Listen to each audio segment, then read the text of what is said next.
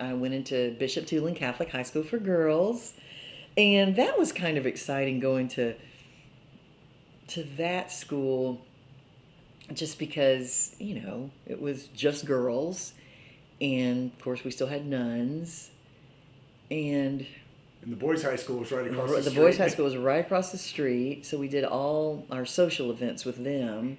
The first year I went to Bishop Tulane was the first year that we had the schools were integrated, and it was during all the busing and everything. So that would have been 1967. And I remember that there were, black girls in our school, but we all had the same values. But we didn't go. We didn't go to school with the black kids when we were younger because everything was segregated. Even there were black Catholic schools and white Catholic schools, and but when we all got together in high school, while there were a lot of problems in the public schools at that time, we didn't really have any problems because we all had the same value system.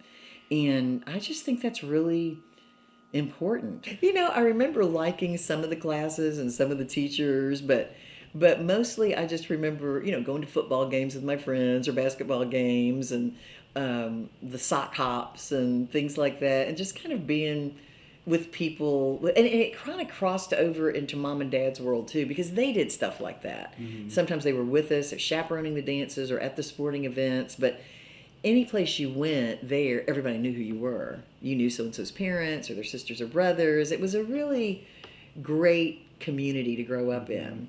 You really had to, you kind of had to be good all the time because everybody was watching you. Well, that's a good point. Yeah, that's true. Yeah.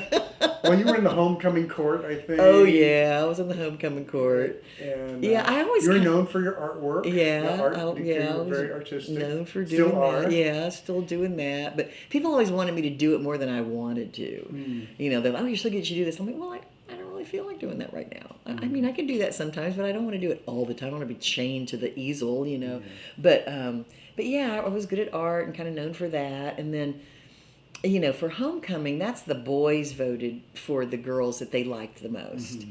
And so that was, kind of flattering that the boys would vote for you.